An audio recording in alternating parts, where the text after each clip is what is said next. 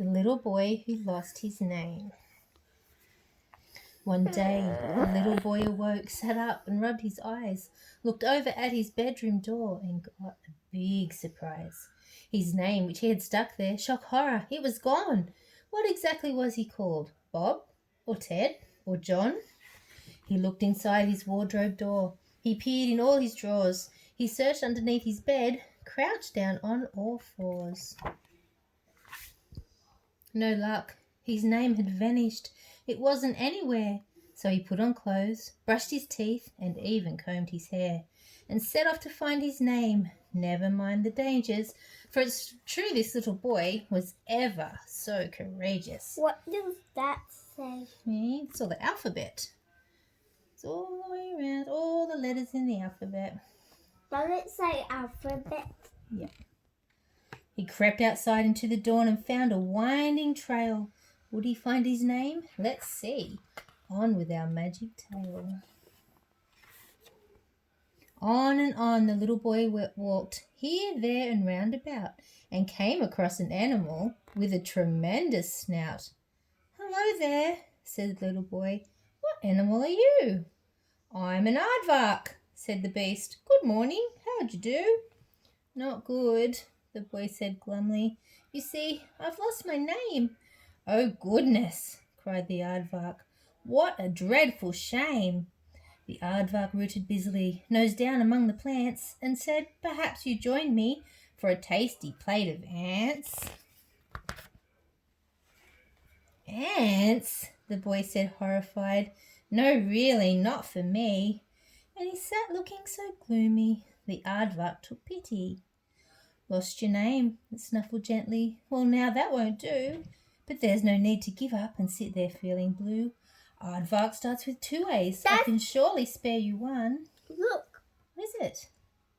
That looks like an A. An A. I'm sure you'll come across your name before the day is done. It does look like an A, doesn't it? Yeah, it might be that one's name. Aardvark. It's very kind of him to share. "Avast!" a hairy pirate cried. "You've lost your name, you say? That's not a tale a salty sea dog hears of every day. The name is Cap'n Jack, me boy, and I'll be frank with you. I've got this treasure map, but, well, I think that I'm lost too." The little boy took the pirate map and turned it right around. "It's upside down, you silly. Look, here's where your treasure's found." "Yo-ho!" cried Captain Jack, and straight away began to dig. He soon pulled out a treasure chest, then danced a happy jig.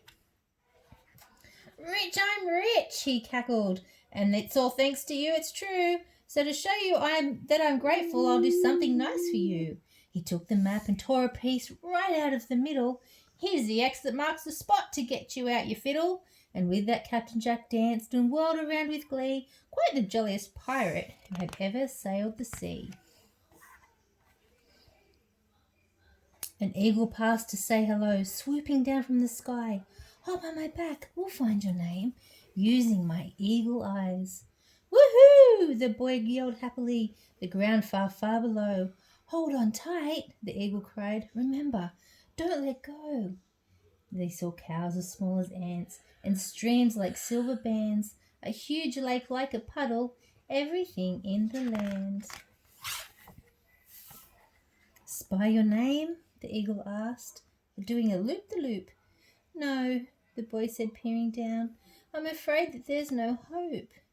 "Don't be down," the eagle said. "Why, look, I'm king of the skies, and you're the prince. Isn't that grand? Come on now, dry your eyes." "Look," he said, "down there, do you see, hanging in that tree?" Yes, something glinted miles below. Whatever could it be? Down they swooped, and dangling there was an E, shiny and new, for eagle. Take it for your name. And with that, off he flew. You see the E? Where's the E?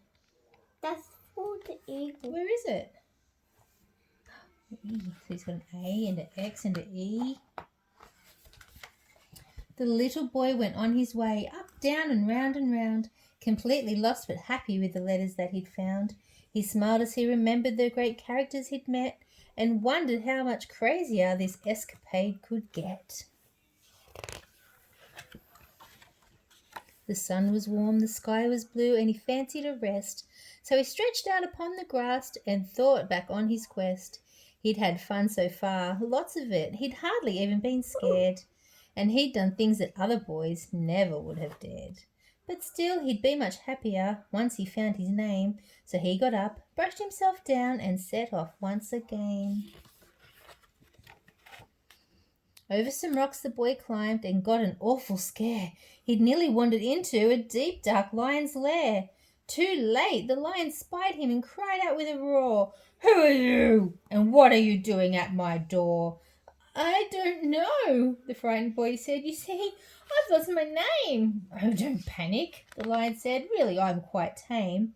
See, I'm in charge around these parts. I guess I'm like the king, which is great and stuff, I suppose. But see now, here's the thing. All the other animals will do anything I say, but they're far too scared of me to ever come and play." "I'll play with you," the boy replied. "Oh, please no, don't be glum." And play they did all morning. Oh, the lion had such fun. "My friend, accept this medal," he panted after their game, "engraved with an L. Keep it. I hope you find your name." The little boy turned around and skipped back the way he'd come, past all the wondrous things he'd seen and all the things he'd done. The letters he'd been given, can you guess what they spelled out? That's right, the name he thought he'd lost was found again, no doubt. "Yippee!" the boy cried happily. "Hooray! Never say never!" Oh, that was the best adventure any boy had ever. Up the winding trail he walked and crept back to his house, into bed, under the sheets, as quiet as a mouse. He felt so tired and weary, yet also full of joy. What a quite amazingly courageous little boy called AXEL. AXEL. My name is AXEL.